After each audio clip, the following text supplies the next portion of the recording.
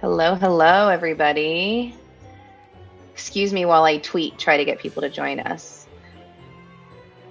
Welcome to our first Sentry DevRel live stream. How are y'all doing?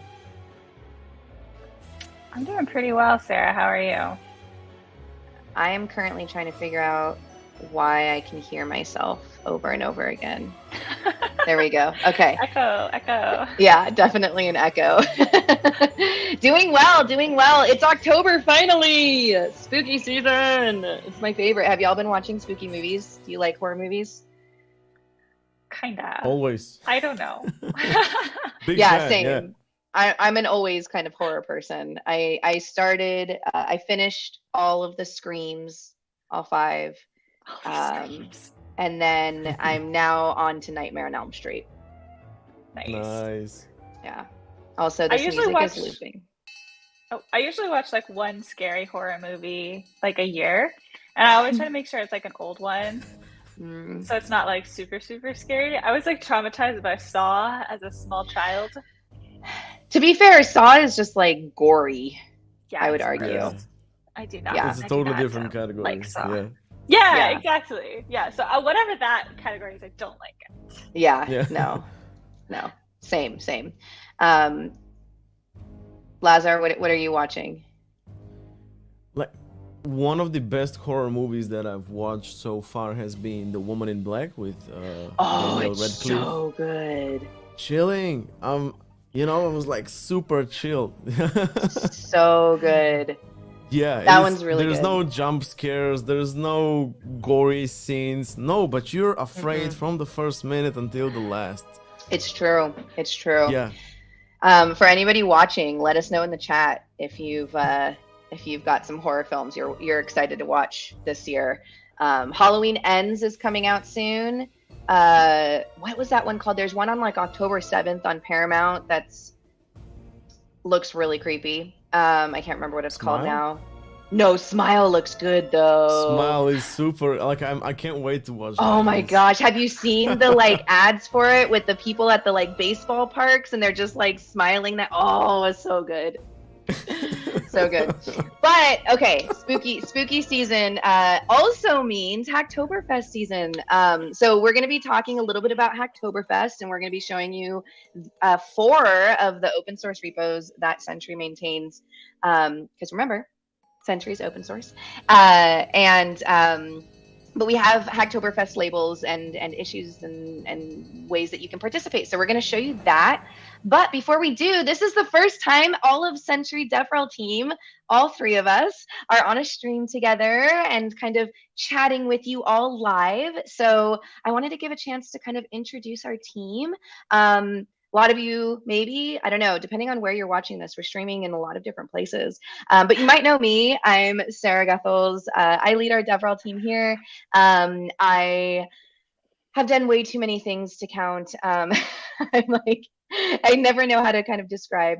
But I used to be a startup founder building software and educational content for kids to learn to code.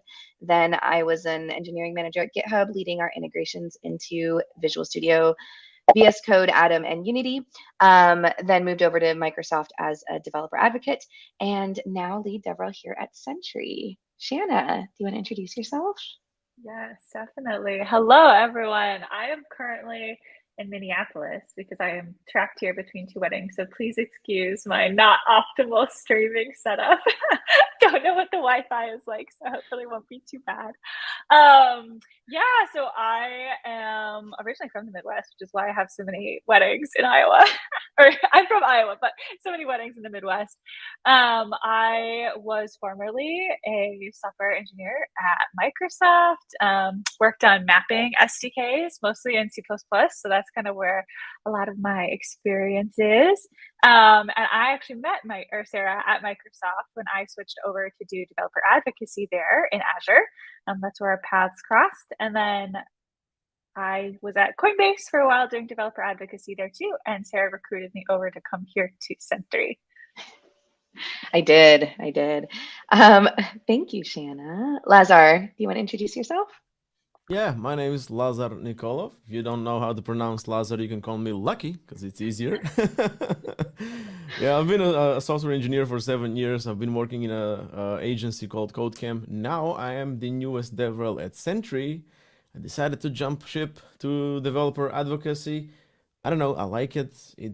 I like it better. So that's yeah. I don't need to explain. I like No. DevRel. That's it is what it is. Yeah. So yeah, I am in Sentry now. I enjoy it. I'm making Twitch streams. I'll be making YouTube videos. It's just pure fun. It is pure fun. And we actually do have, hello, Omar, how are you? We do have a community page that will continue to get updates over time. But let me pop open this and add this to our stream here. So you can head over to sentry.io/community. Shana, I don't know about you, but I always want to say whack every time there's slash. Like, it was never something I said prior to Microsoft, and then at Microsoft, everyone's like blah blah whack community, and then it's like got stuck in my head. But you never said that at Microsoft. I always thought that was stupid. I was like, it no. is. But it like got stuck in my head. We're gonna be updating this soon because Lazar, you just finished a month-long set of streams on Swift, and now you're moving into what? Moving into Flutter. Yeah, that was 3 weeks of Swift UI. It was interesting 3 weeks, but yeah, we are continuing with Flutter.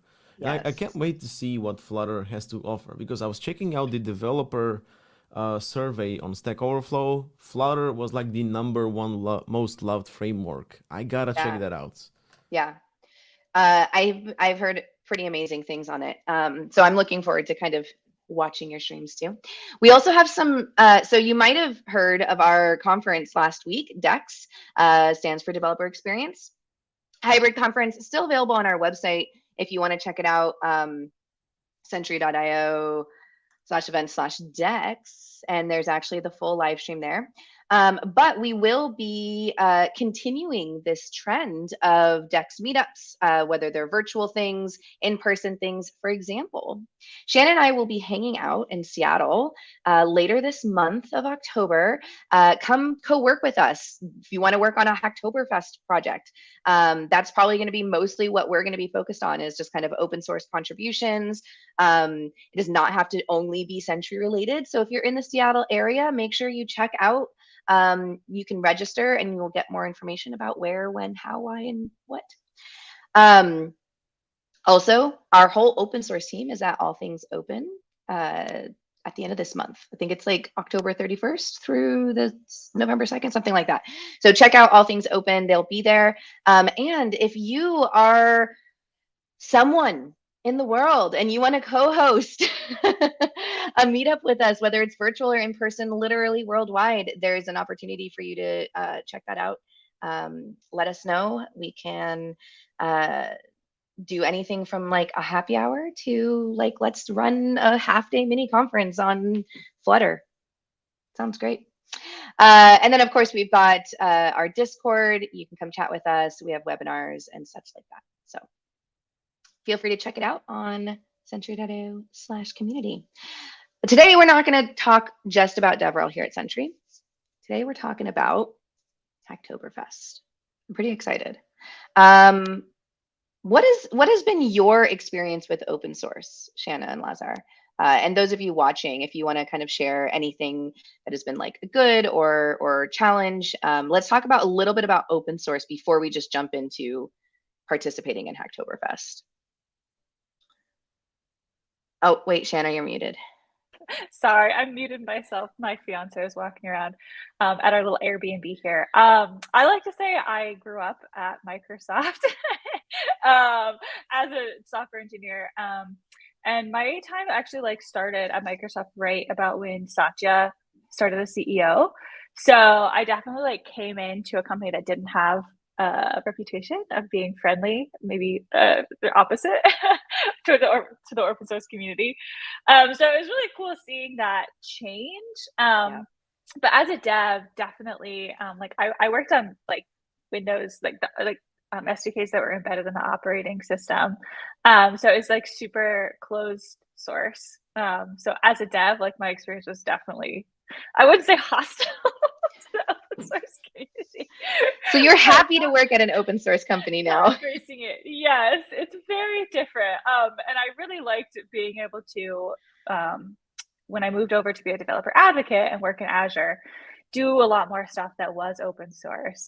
You know, it was as simple as like all of our docs that we made were open source. Like all examples that we made, like we published as open source. And that's the kind of stuff I wanted to be doing, which is part of the reason that I switched to developer advocacy in the first place. So yeah, I'm not like a core contributor like some people on this team to open source projects, but I love the ecosystem. I love the ethos of open source, and yeah, super psyched to be at Sentry where you can actually like contribute.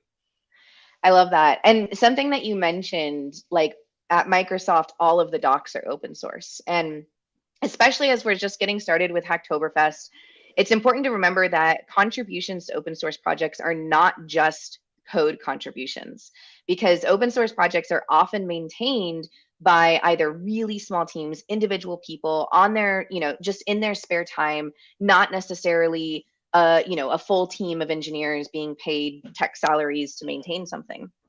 And so it's hard. It's hard to keep up with readmes. It's hard to keep up with, oh, we've just, you know, updated, you know, to use this other process and or this other way to deploy, and now I have to rewrite the, you know, contributing guide or you know, whatever it might be.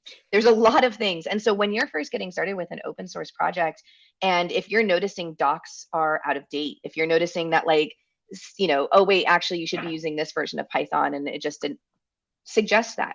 You know, open up a PR, be respectful, you know, don't assume that like they just didn't do it. Number one rule of open source, be respectful. But, you know, open up a PR and say, hey, I noticed that this, you know, seems to be using the wrong Python. Here's a suggestion for how I got it to work for me. Include information like I'm on a Mac OS, I'm on, you know, this version of the operating system, I'm running, you know, this version of my editor, whatever it is.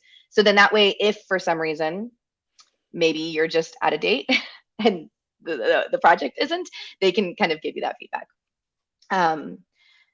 Lazar, what's your experience with open source? As you can tell by my hat, I'm pretty big on open source. I think, you know, the whole tech industry relies heavily on everything open source. We fly planes on open source software, so it better be good, right? Otherwise we'll just hit the ground. But no, yeah, I'm pretty big on open source, and I totally agree with what you just said. It doesn't have to be code contributions, because if you like remove all of my open source contributions except the code ones, I'll have like 3 PRs in total, right? I have like zillion PRs opened, non-code base or like functionality, but docs, right? Anything like CI/CD, exactly, yeah. So totally, anything that you can do for an open source project is an open source contribution. If you can like figure out a way to get donations for that project, that's an open source contribution. If you can figure out a way to connect the creator with, I don't know, someone who does events. Yep. And conferences, that's an open source. Everything is an open source contribution, and you know, as long as you're helping an open source project, it doesn't have to be just code.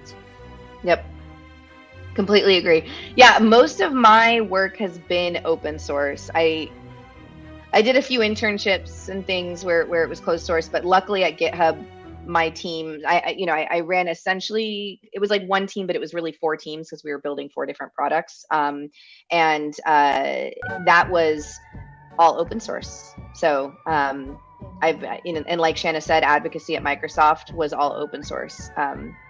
So moving into Sentry was important. Like that was part of the decision to move here, was that they were open source.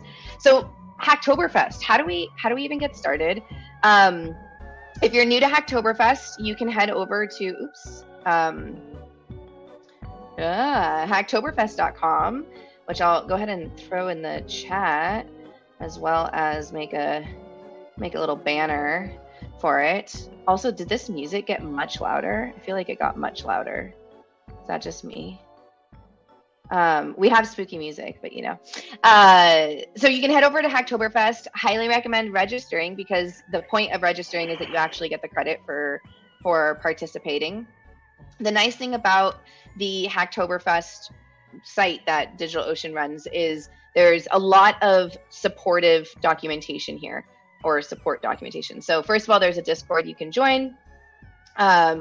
Make sure that you learn about how to participate, what the values are, how you can give contributions. And there's a ton of resources for beginners. So if you're new to GitHub, if you're new to GitLab, if you're new to open source in general, if you're new to Git and you need to know how to use Git, ways to find things to work on. So we're going to give you 4 different repositories as suggestions, but upforgrabs.net is a very popular place to find open source projects that are looking for support. So you can check out, filter by languages and things like that. And then also we've got these 2 open source repositories, which are basically like combinations, or like gathering open PRs and first contribution tags. And so you can check out all of these. That's a little bit about open source. This wasn't going to be a full-on, open source tutorial though. What this is instead is we're going to tell you a little bit about our Sentry repositories. So we have 4 repositories that have Hacktoberfest labels so far. This first one is on our Sentry Python. I'll go ahead and throw that in the chat as well. And you can check it out, just github.com/getsentry/SentryPython. And then this issue in particular, which you'll be able to find if you just head over to issues, it's the Hacktoberfest issue right here, gives an overview of what you need to do to be able to participate in this. And so you can see that Anton, first of all, read our code of conduct. Second of all, write in the issue that you want to take, that you're going to take it on, and likely that it's for Hacktoberfest. You're going to have to do some things where you tag Hacktoberfest as a label for your PR so that it gets counted, especially if you've registered. And you can ask questions, but you just literally need to head over to our issue list and check it out. Like someone, these are ones that are tagged for Hacktoberfest. Update span ops. This is a great one for someone to tackle. Here's a list of things that our teams are not trying to just pass off work to our community, but rather engage and invite you to participate and be a collaborator and a contributor to our open source projects. So we're here to help. You can see Anton and Abhijit are here adding contextual information about how someone might be able to tackle this. Oftentimes when you're looking through open source repositories, especially if you're a first-time contributor, there's a couple of ways that you can engage. Obviously, Hacktoberfest labels during Hacktoberfest. That's a great way. But also things like that are in the backlog. Those are often things that the team of maintainers aren't getting to right away. So those are often great places to start. And you can check out things like good first issue. So here's a couple of good first issues, things that we think are going to be less of a barrier to entry to getting started on this particular project. Yeah, again, highly recommend before you jump into just getting started, before you even head over to the issues and start reading into that, actually read, get ready to contribute, be a part of this community. So there's readmes. We always document how to get started, how to set up your local environment. For our Python SDK, these are all of the different integrations that we have that are Python based. So if there's one in particular you're excited about, go ahead and check it out.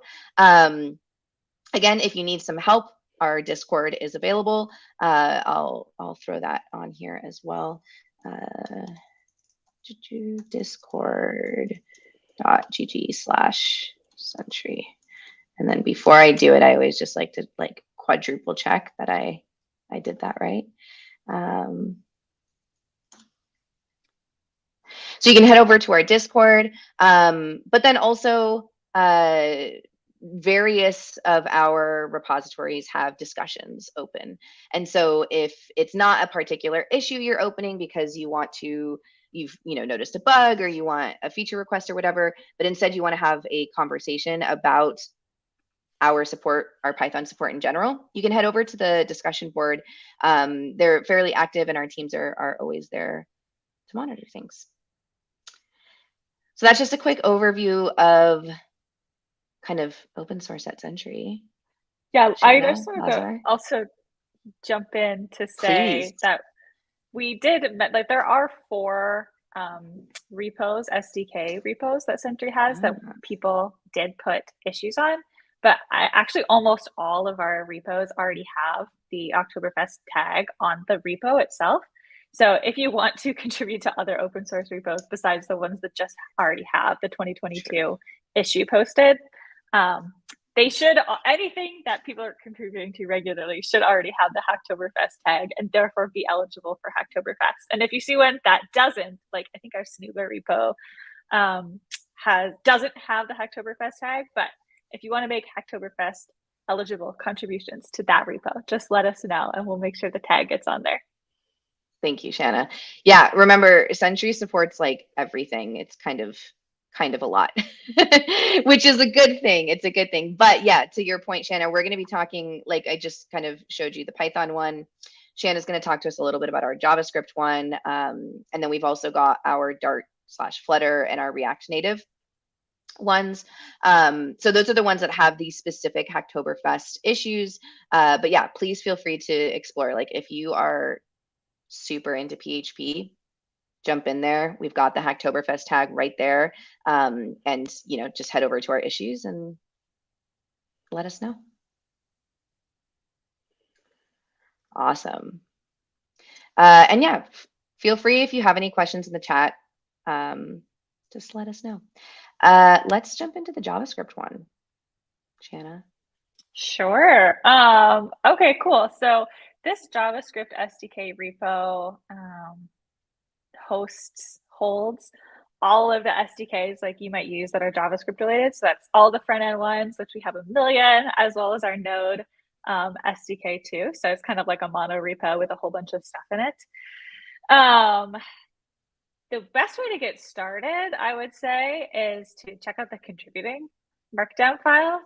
If you search for contributing, you'll find it. Yeah. Which gives you pretty much everything you would need to know to get started. It's pretty simple if you've used Node before. All the basics are there. It's really simple to get up and running. I did notice that I was trying to build it. If you scroll down to the building section, I was going to ask someone about this, but I think the build dev filter command isn't there anymore.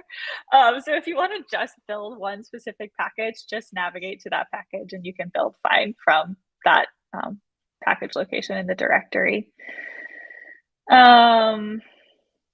Yeah, let's see. Anything else we should talk about, or? I mean, one thing that we briefly touched on is running tests, right? So most open source projects nowadays, especially, have automated tests. It's really important that before you say, hey, I think this is ready to be integrated, that you've actually run the tests on your pull request, because I mean, I think it's fairly obvious, right? Like if you haven't even run the tests and you're asking the team to merge in your request, then it's just going to turn into a big mess. So running tests is really important. And again, like we mentioned before, contributing additional tests. So if you really like to find all of those edge cases and you're identifying them and you want to add to the tests, that's cool too. Yeah, and if you want to make a contribution, actually, I'm pretty sure all the SDK repos require you to add tests as part of your pull request before it can even be accepted. So definitely don't skip that part. Running the test is probably the first thing you should do after cloning the repo and building. Yeah, good point. Good point. Does anyone here do test-driven development? Truly? No, I never have. I want to be one of those people. Like, I just feel like it's one of, I feel like people who are like very dedicated to test-driven development are just like very good at life. They're just like good planners. They know what they want. They go after it. I don't know. Yeah, good I people. don't know. I mean, test-driven development is just one of those ideas that's like, yeah, it's a lovely thought, but I don't think any real human has the patience to actually sit down and do that, especially if they're just working on like a personal project. Like I can't. If you're watching this and you're a test-driven development person, tweet at Shana and say, I'm a real person. If you actually do it. I actually took a course in college.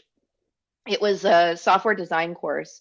And we literally had to write like we were building this application and we literally had to like write the whole application in flowcharts before starting. And it was like, and included tests within the flow, but like we literally were drawing it like on paper. And it was fascinating because nobody writes code like that, especially like, part of our DEX conference was all about how our ecosystem is so complex. Like you could never just write something on a piece of paper. But the idea of like really fully understanding exactly kind of what you're about to try to build and why and how, I think that in particular was fascinating to me. And I feel like as an ADHD, AUDHD person, like jealous. I'm very jealous of someone who could ever do that, whether it was worthwhile or not. I don't know. It just sounds like interesting. Did you check out any of the issues, Shana, on the JavaScript one yet? I think I had looked through some of them, but I didn't really get too far into it. I was just trying to find one that was Node instead of front end. And there's like so many front end packages versus like one Node one. Yeah, it's true. So yeah, that's something that we didn't necessarily mention when we were introducing ourselves. But Shana, what are you going to be focusing on in terms of your technical content here at Sentry? Yeah, that's a great question. Yeah, I'm going to focus on backend stuff. I'd obviously like love, since my like background is in C++ development, I'd love to do some of that too. Maybe if possible, like get into some C or C++ like embedded-y stuff. But we'll see. Mostly backend is the plan. Yeah. It's been so long since I've written C++. It's been like just 2 decades. It like hurts my brain in a good way, which like ironically, actually, I feel like that's how I feel when I'm trying to use D3. So I suck at JavaScript, which is like already, you're in a bad place if you're trying to use D3. And then like D3, I feel like has a reputation for being really hard to wrap your brain around. And I feel that way when I'm trying to write stuff in D3, but I feel like it like hurts my brain in such like a good way. Like after you work out and you're all sore, I'm like, oh, my brain is sore from this. I get it. That was how I felt when I had to write assembly in college. Because it was just like, because you love it. I loved it, but it was such a workout. It was just like, oh God, anyways, I like still think about it. Like sometimes when I'm like, I don't know, I'm just like, oh, I bet that, anyways. Yeah, Lazar, what are you going to be focusing on? Yeah, I'm going to be focusing on front end and mobile. I think it's been a while since I wrote some C++, and I think it's going to be even more while until I actually write any more C++. So that's what you think. That's what I think. I'm just kidding. That's so funny. Let us know. I was going to say, let us know in the chat if you want to see a bunch of C++ content so that we can have Lazar. Yeah. Just kidding. Yeah. I remember back in the day there was BlackBerry, and BlackBerry apps used to be developed in C++. People don't vote for BlackBerry because I'm gonna have to write C++. Were they really? I didn't know that. Yeah, I tried it. It was. Ooh. I don't think I ever thought of BlackBerry and apps like in the same sentence, to be honest. Same. I never had a BlackBerry though. Yeah, me neither. Yeah. But how I envisioned it was like, hey, you buy a phone with apps pre-installed. You don't really download them, or like anyone develops, and they develop them themselves. So right. Cool. We also have this Dart Flutter repository. Lazar, you were looking through this one, right? No, I was actually A little looking at bit. the React Native. A little bit, Oh, yeah, but that's right. That's right. yeah, we also have the React Native Yeah. that is Yeah. also Hacktoberfest enabled. And you have something that we might actually work on right now for the React Native one. Yeah, I hope so. Right? I'm like trying to figure out if I can run the app because We can I figure it out think I together. did some issues. Yeah. Maybe. But yeah, so we do have our Flutter one. We've got about 63 open issues right now. Of course, the Hacktoberfest one. Not all of these issues, like these haven't been tagged with Hacktoberfest, but you can see things like small effort, up for grabs. You know, you can still look into ways that you can contribute without having a Hacktoberfest tag. And this is a good, you know, indication. Like all of these are Sentry repositories, but there's different teams, there's different people working on them. And Sentry is actually still pretty small company. And so the number of people working on any given repository and then also like across multiple repositories is still pretty small. So as you're going out and looking for Hacktoberfest opportunities, not just within Sentry, remember that like if a repository isn't like fully set up yet and they're like, hey, yes, Hacktoberfest, it's a thing and we will like help, but they don't have like a bunch of issues tagged with Hacktoberfest, that doesn't mean that they're not invested in it. It just means that they're probably a small team.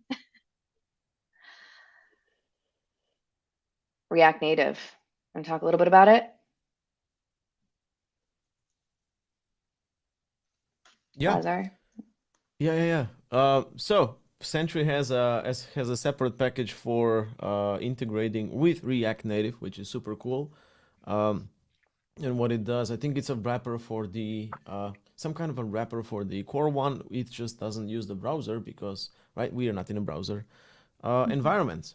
And I found an interesting issue on the React Native repo. It's not marked as Hacktoberfest, but if we can fix it, no one can stop us.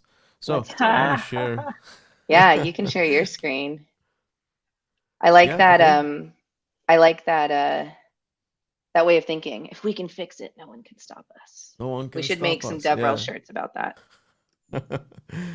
Alright, so let me see. Share screen, present screen. Screen. I don't know who is screen 1 or screen 2. You can also do window. Oh, there we go. Yay, permissions for sharing screen. Right, I hope this works. Can you see? Not yet. 1 second. Now we can. Can you zoom in Nice. a little bit? Make the text a little Yeah. bigger. Nice. Yeah, so I found this issue where there is an issue where I found this issue where there's an issue when integrating full story with Sentry in React Native. Right. So for example, there is a Sentry full story repo that's already available. It's a package that you can install, but this is for a browser, right? Because it relies on the Sentry browser SDK and also the full story browser SDK. And if you run this in React Native, they'll say, what is a browser, right? We are in an app. It's still a web view, but yeah, still.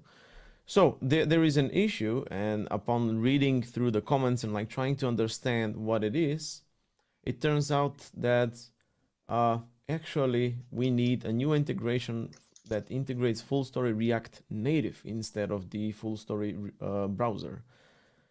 So I thought maybe we can like give this a go and actually try to fix it. Love it. Yeah. Let's do it. There's So a lot of conversation on it already. Totally, yeah, and it actually like it's good because it helped me understand what the issue is, and also I continued talking with Manuel as well. He also enlightened me more about what the issue could be and how we can resolve it. Awesome. So yeah, I tried doing some stuff, and I'm always running into issues, as you can see here. Basically, we can't I don't know what it is. I just can't seem to run the app. It always fails to build. By the way, this is the first time that I'm actually trying React Native, so don't don't Yeah. judge me.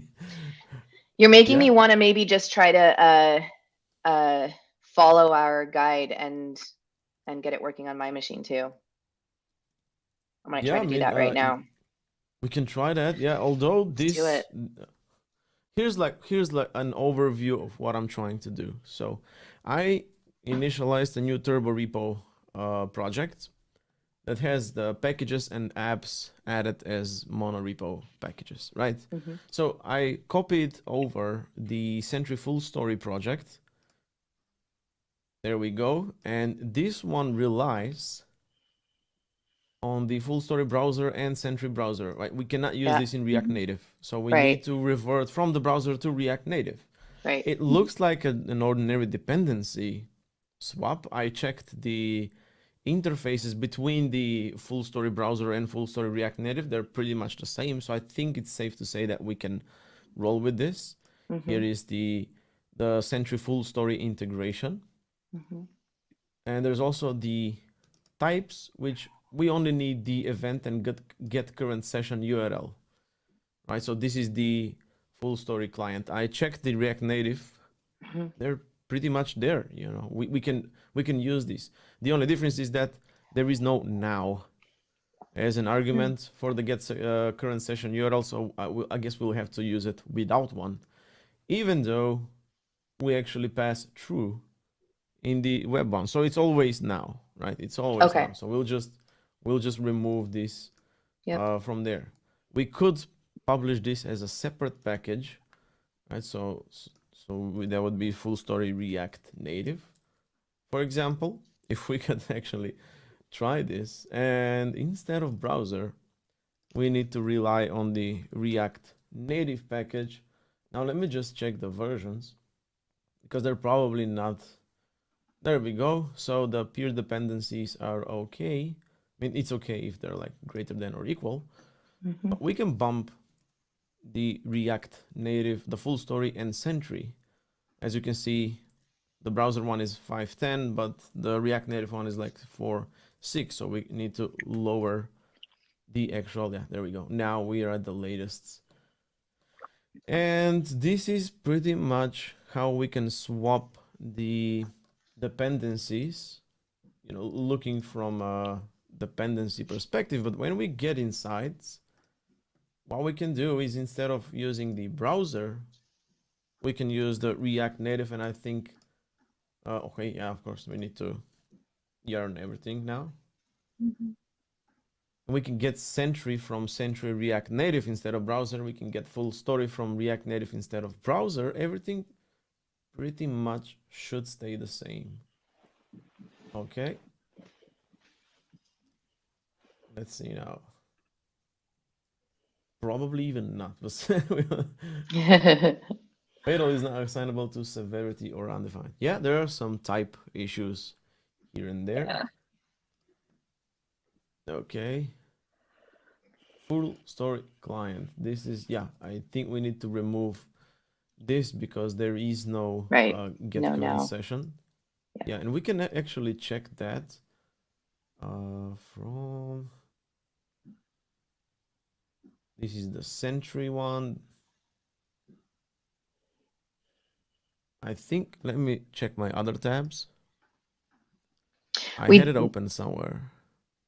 Might it be on our Sentry full story one? No, I think it was like the. Or is it still on the React? Just open this and check this out. This is the Sentry full story, and it's pretty much this is the browser one, but I think I was looking at the npm.js /package /this, but React Native instead. And I opened the repository to actually see the API.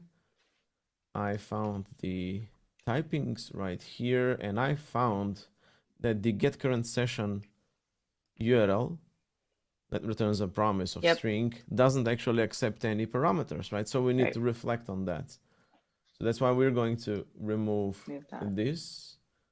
And the event has the, where was it?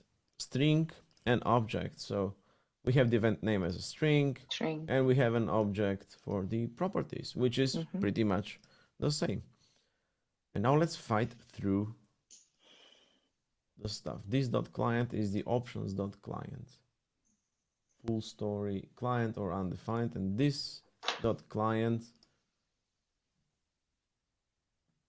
somehow doesn't match, right? The error is,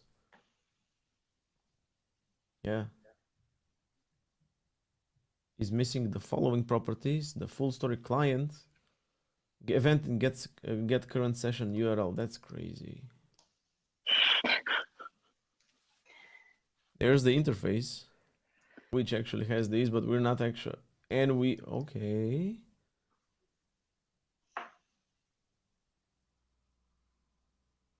That's crazy. Let's see. What if I did this?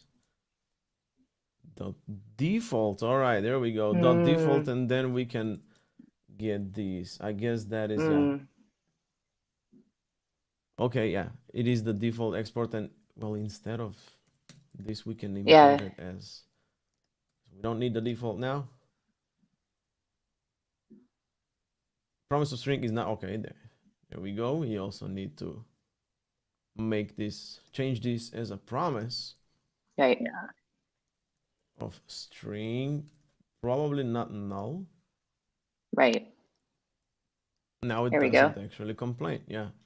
And where we're going to try to get this, that means we also need to await for that promise, but I will see. Now the events are not compatible. Is not assignable to parameter of type event processor, right? Because this is now the Sentry React Native. Right, not the browser. And this one has a string of ID, and also the event processor has the event, and this is a different kind of an event probably. Yeah, Sentry types. You know what? Why don't we let the TypeScript resolve the, now it's smarter. We can kill this. I think if you want to pause real quick, what you just did right now, leveraging TypeScript. Do you want to talk a little bit about that? Yeah. Let me just undo. So we had this, right? And because we are in TypeScript environment, TypeScript can infer or basically like inherit the types when we're using different implementations. For example, the implementation of add global event processor, right, can take the event processor, which also defines its own types. And as you can see, we are in the node module /sentry/types, etc., right? And these types are the ones that are defined within the package. So these types are the ones that are the correct ones. In our case, we are redefining those types from, where were they? Yeah, we had this import here. There we go, from Sentry types. It's pretty much the same, right? Although it uses their a different internal Sentry types. So it will be okay, since we're in TypeScript, it will be okay to remove and not explicitly show the type when getting, obtaining the event and hint from the actual, maybe we can like even remove this as well. From the actual arguments, because TypeScript knows if we hover on it, we'll see that it shows that the type is sentry.event, which is the correct one, and the hint is always actually event hint, right? So we don't need to explicitly change the type or like provide the type here. TypeScript is smart enough to obtain it by itself. I think that's one thing that's sometimes difficult when you're jumping into a new language or framework or whatever, is understanding what is like available to you to help you so that you don't have to do everything. And I think that's part of the complexity of like developing in this new world. Like being a developer, right, is like, it's not just knowing how to write the code. It's also knowing when to not overwrite code. Exactly, yeah. When not to like write too much than you need When to. the computer is smarter than us and when we're smarter than the computer. So check this out. Now we're getting some issues from the Hmm. hint because the get Sentry URL, but you know what? This is actually on our side. No. This is the hint is an optional event hint. So let's try. We did remove the optional. Yeah. If we bring it back, Yeah. No. I don't think it's Yeah. it's No. an optional event hint or undefined. Now let's see.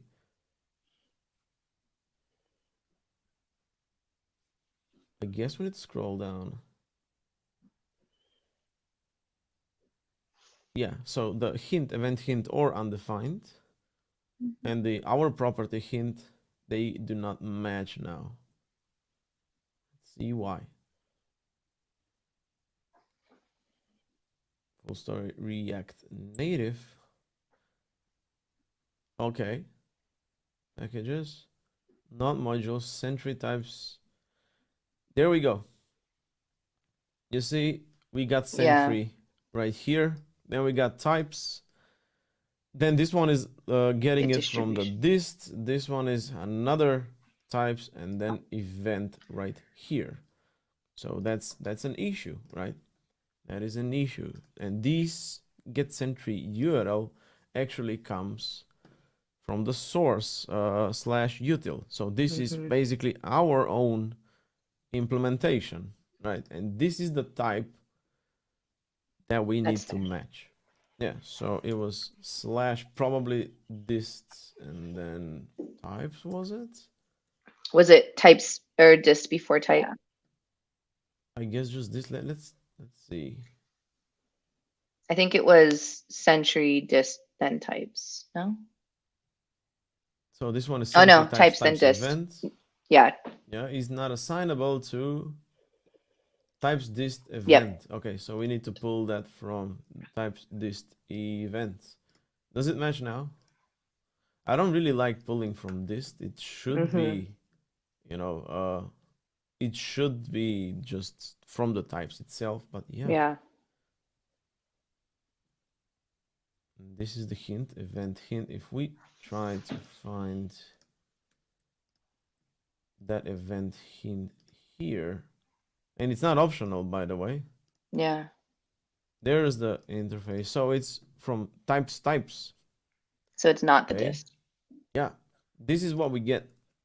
Yeah. And we can also update our utilities. It's not the dist, actually. Types. It's like types.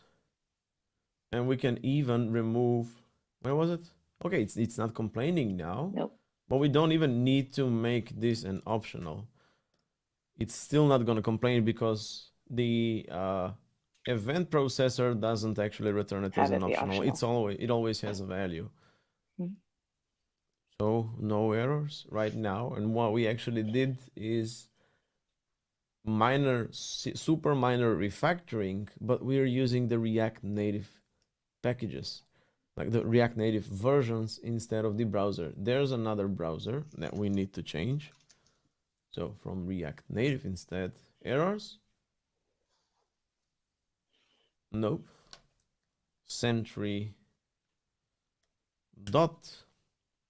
We're getting the current hub, we're getting the current client, getting the current options, and just like destructuring the DSN from the options. This is basically the, let's see, this is basically the, when you follow the guide, it will ask you to do the init here and provide your DSN here, for example, in your app.js file. Can you zoom in on that again a little bit? Yeah. There we go. Right, so this is how we initialize the Sentry SDK in React Native. We import from React Native and we just call it init. But these are the options. This is, you know, initializing the Sentry client. As far as I know, I still haven't like gotten much deeper into how, you know, Sentry works on, you know, on a code base. But basically, there's this thing called hub and a client and scope. So hubs are automatically created for you when you initialize, the Sentry client in your app. And the hubs are, as a user, you're not really going to interact with the hubs. You can interact with the scope, but not really in the hubs unless you're creating a custom integration, like for example, we do right now.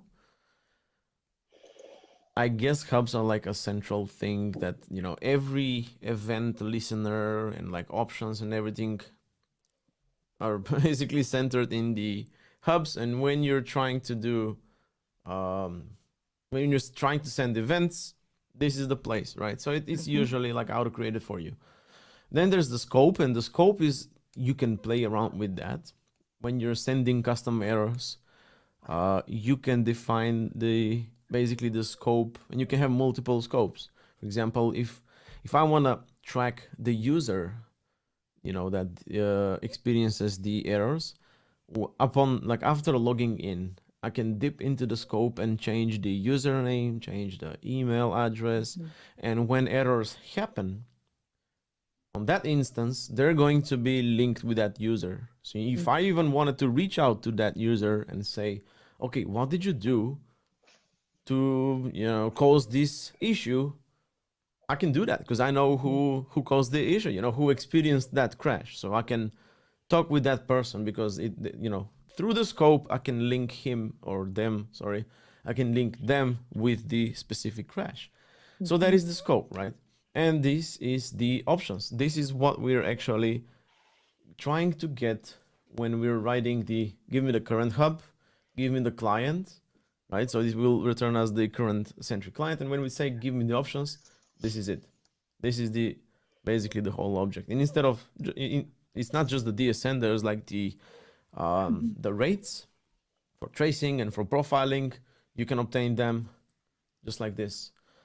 And what we're doing, we're just getting the DSN. We're checking if there is no DSN, then there is no no DSN. Could not retrieve the URL. If there's no hint, could not retrieve the URL. Don't ask me what the hint is. I still don't know what the hint is. But yeah, that's pretty much everything that is here. And I can see there's like no errors. There are errors in the app because the app is like massacred up until this point.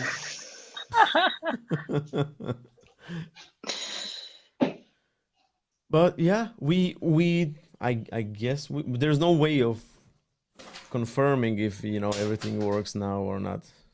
My kid is going crazy. But yeah, this should technically, on paper, it should work. We can't really know unless we actually run it, Also, yeah, that's great. Yeah. If we wanted to, go ahead. No, go ahead. If we wanted to like package this, I believe it can be a separate package, but it can also be a script into the React Native package itself, because there is a folder, a directory called integrations, and there's like a bunch of integrations inside. But that means we'll be opening a PR on the official React Native package, which is huge. But that means we're also adding, full story package dependencies on the React Native package itself. But not every React Native Sentry user uses full story, So it's a matter of, it's not going to be like they don't get the code because there's like tree shaking, and if they don't use it, it's not going to be part of their, it's not going to be deployed.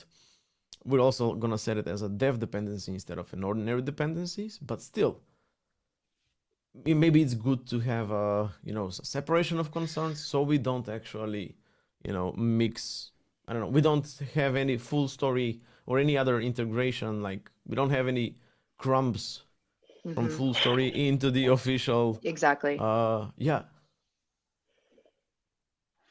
It's interesting thinking about, in general, like going from, like thinking about all the different types of, projects in general, but open source projects, and how Sentry's is like almost exclusively all of these integrations, right? I mean, obviously we have our Sentry.io app that we like our product, but it relies on all of these integrations. And so when you're thinking about contributing to open source, or you're thinking about open sourcing something, or even if it's not open source, like just any project, I guess. But thinking about exactly what you're doing right now, Lazar, which is really thinking about where, why, and how. How is this going to affect other people? Where does it make sense to make these changes? How does it make sense to package these up? You know, things like that. Because for projects like we have at Sentry, the whole point is everyone, any developer can use this and integrate it into their workflow, right? And so not coming with the assumption, like breaking down assumptions about when and why and how people are going to use something. And I think that's something that gets overlooked a lot. Even within like small teams and closed source projects, people are like, you know, I've had people on my teams like, we're just going to implement it this, and I'm like, what about somebody who's on a Mac? Like even something as simple as that, right? Like hard coding certain things, or forcing it, or including it, and kind of having package bloat and all this stuff is stuff that you should be thinking about. Yeah, totally. Because if especially if you're like developing tools for other developers, Mm-hmm. you can't really know, you know, in which way Music stuff. anyone can like. Oh no, yeah, the anyone's music has gonna been going for a use- while. I know I got so engrossed in what you were doing, Lazar, that I what I need to do next time is make one long list, or one long audio clip. That's Yeah. the problem. It doesn't just go to the next song. Can we like Uh, make it repeat or something like that? I can make one song repeat, but I can't make it just go to the next song. But I'll fix it for next time. Don't worry. Don't worry. So, okay. So, I mean, we need to get the actual app working, right? Whether we do that right this second or not is a different story. But in general, we're going to be streaming starting at 10 a.m. every single Wednesday throughout October, specifically focusing on Hacktoberfest. And so next week, we'll bring another issue from one of our repos that we'll try to figure out together.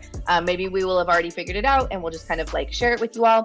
But in the meantime, if you have, like if you're one of our viewers, one of our community members, and you have ideas for like a particular repo that you really want us to see, like really want to see us tackle, or a particular issue that like you feel strongly about, can't promise we're gonna pick it, but feel free to reach out. You can tag me on Twitter. I'm at Dr. Guthels everywhere. And just like let us know. You can also just jump in our Discord. As I mentioned, fairly active in there. Maybe we should even have like a DevRel channel for like special requests. You can just put stuff in the Hacktoberfest channel for now too. I forgot we have a Hacktoberfest channel. Yes. Good thinking. Yeah, so just head over to our, let me put that URL back up. Join our Discord and jump into general Hacktoberfest. If it's related to these streams, jump into Hacktoberfest and let's check it out. Let us know if there's anything in particular you want us to try out. And yeah, we can just have fun. There's the Hacktoberfest channel. I've already read all the messages, so. So yeah, so let us know. I'm liking this spooky music. I know. Jamming. It's because it's Dia de los Muertos version, so it's like got a little bit more. There's like Latino. Kick to it. Yeah, a little. Oh, yeah, exactly. I was also gonna say this is like so delayed, but I was trying to find the right link. I know we were talking about like philosophy of design when you're building stuff. Like one thing that I have noticed, and I'll put it in comments. Oh wait, does that work? I forget. Like we have a whole section on the philosophy of how we've made our SDKs. It's like public in our docs. And I had a really good time reading that, like talking about like, do we want more dependencies? I mean, like very top of the list is like, there's as few dependencies as possible. Yes. So something to think about, like whether we would put this in the React Native SDK or if it would be its own, like we might want it to be its own thing, so we don't have to get this dependency to a whole bunch of other people. Ooh. Oh, Omar. Talking about, sorry, I'm just looking at our chat again. Oh, yeah, no. Omar, ¿estás en México ahora? No me acuerdo. I think Omar lives in Mexico. Love it. But frequents the stream, and often when I'm doing Spanish-speaking streams.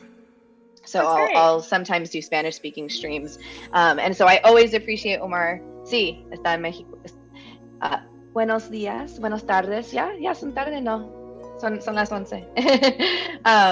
So sometimes I'll do things in Spanish, and Omar is always there, which I really appreciate, because my technical Spanish language is not the best yet. But yes, this is great, Shana. I really like this. I'm gonna make a banner out of it instead, so then that way it's easier to see. But yeah, check out. We do spend a lot of time at Sentry thinking about how to write code and how to build product. It is not just kind of this free-for-all for like trying to do something awesome or something cool. We spend a lot of time thinking about how we are integrating within the community and within the broader developer experience. And that's something that we take a lot of like carefulness in and pride in. And so yeah, this philosophy and design principles is worth a read. Highly recommend. And if you're reading it, I was reading it and noticed a few typos. I'm pretty sure if you like all these docs are, you also can edit this first. page on GitHub. Super easy. GitHub. It was super easy Hacktoberfest PR. Good point. Actually, does this repo have a Hacktoberfest tag? I was just gonna check. I don't see one. Oh, we need to add it. We should definitely add it. Shana will follow up on that and make sure that our docs pages are available for Hacktoberfest. Awesome. Anyone in the chat want to see anything in particular? Otherwise, we can keep just kind of keeping on with this one, or start browsing into another one, or head out and start prepping for the next one, basically. While people ask in the chat, I swear, I feel like this music is so loud. Some of the music is like really loud and some is not. I can't tell. But in the meantime, maybe we should jump into like, I don't know.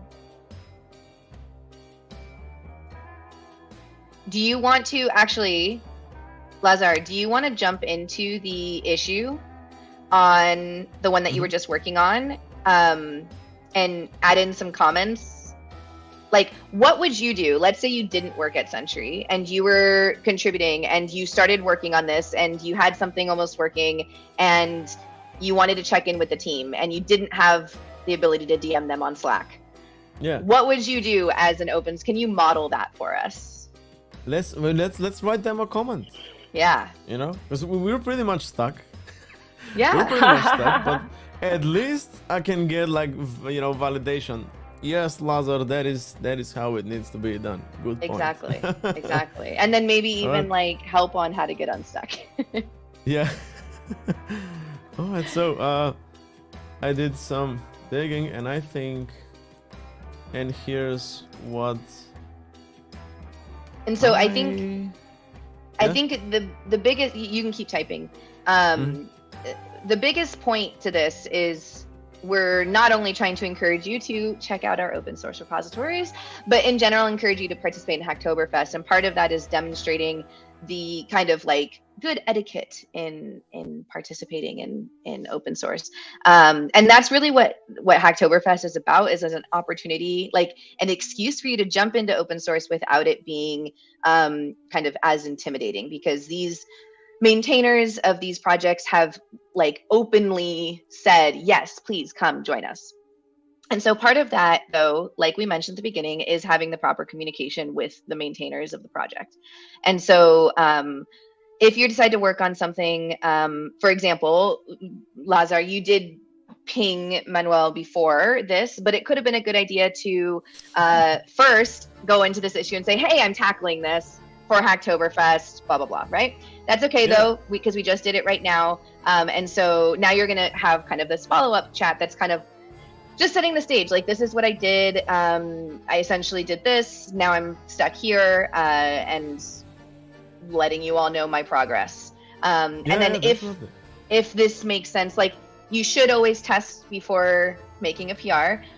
Though I guess there's abilities to make draft PRs now, something that my team at GitHub pushed a lot prior to, this was many, many years ago. So I'm very happy about draft PRs because you could open up a draft PR and just say, hey, this is not ready yet. Like, I not necessarily asking for review, but the benefit of a draft PR is that this comment in this issue can then be referenced from that draft PR, or they can reference each other, and it can say like, hey, if you want to see the code that I'm working on, here it is.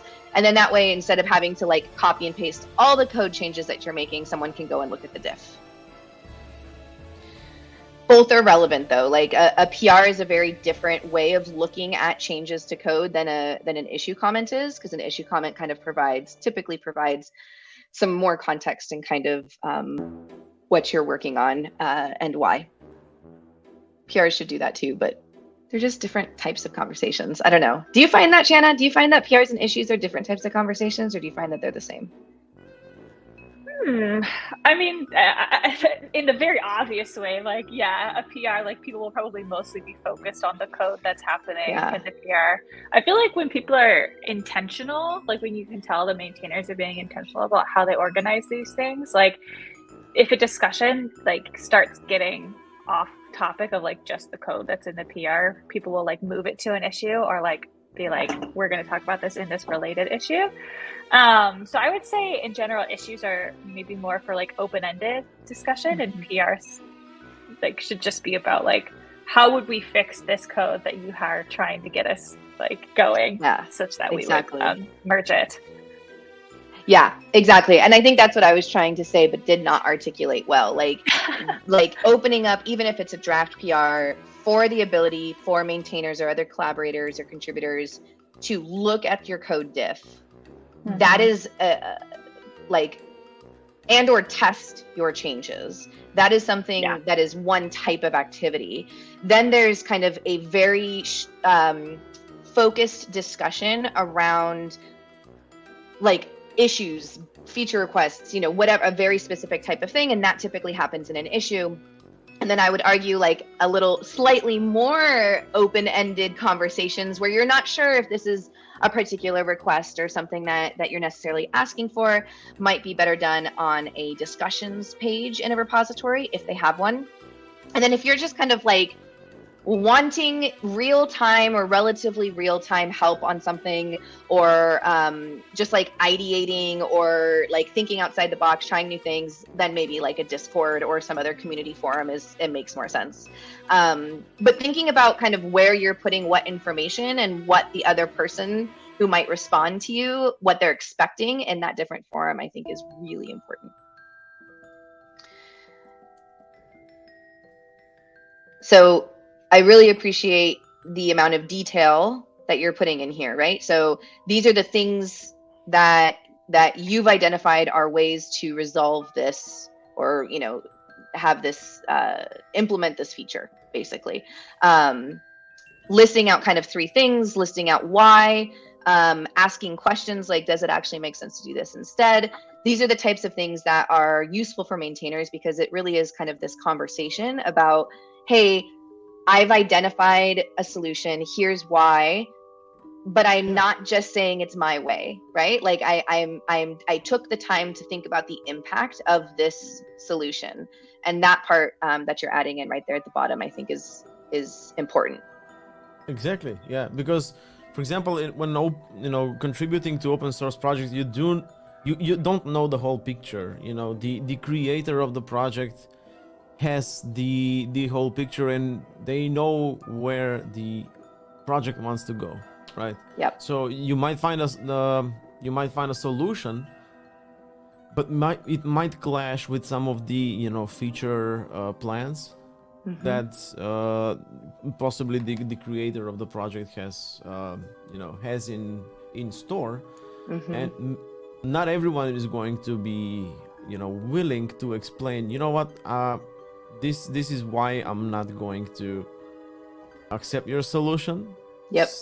Depends on the person, but it's fine even if they just say no and just decline the PR, and that's it. You're not going to get any explanations to why.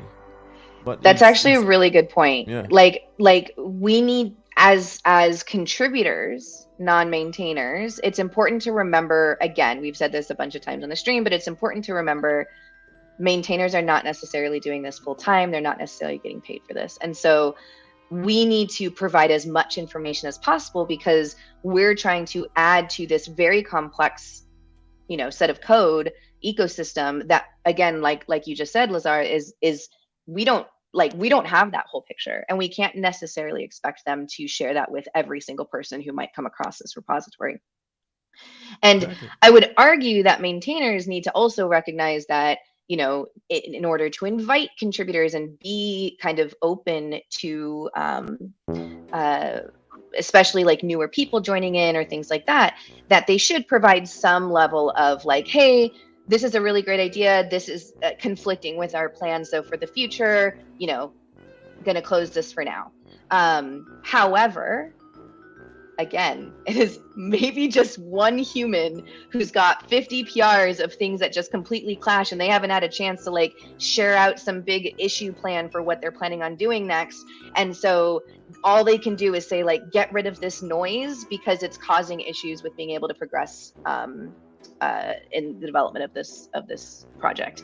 So not to be like, what is that called? When you have one person gets one set of expectations, the other gets the other, but hypocritical. Yeah, hypocritical. Yeah, that's a good one. But yeah, giving maintainers more grace, I think, is a good rule of thumb. Awesome. Well, Lazar's going to finish writing up this comment. Remember, you can go check out this particular repository. This is the issue that we're working on right now. Feel free to jump in, check out what we were working on. Obviously, this isn't a PR, so you're not going to have the code there yet. But as conversations progress, then I'm assuming a PR will be opened, and then you can check out that. And following this link, we'll link to the PR as well, because the PR will likely say closes issue number 1966, which will automatically close it when the PR is merged. Remember, we do have other repositories that are doing Hacktoberfest. So all of them, but like in particular, we have some issues where we are like explicitly inviting you. So our JavaScript one, our Dart, our React Native, and then our Python one. But as Shana mentioned, if you see any of our Sentry repositories that are open, if you see any of our Sentry repositories that don't have Hacktoberfest labels, just ping us. Let us know. Yeah. We'll fix that. As you can see, Manuel just added it. Hey, look at that. They're adding labels where are missing. So of course, it doesn't have to have the Hacktoberfest label. Totally. It does not. It does not. In the meantime, I mean, I want to know what you all want to hear or like want to see us do next week. Shana, Lazar, and I are going to each identify a new issue within the Sentry repos to tackle for the next couple weeks. But again, if there's one in particular, let us know. Other than that, I think we should just say happy hacking. Good luck. Join us next week. Yeah, sounds good. Remember, don't forget to register for Hacktoberfest at hacktoberfest.com. And don't forget to check out all of our upcoming virtual and in-person events that are going to be happening worldwide on different time zones, different cities, different topics. And if you want to co-host with us, let us know. Otherwise, we will be back next week. Same time, same place. Maybe even longer stream if we can get a couple of us having picked out an issue. October snuck up on me. I don't know about you all. All right. Thank you all for joining. Que tengan buen día en Mexico. And we will see you next week. Bye, everyone. Take care, everyone. Bye-bye.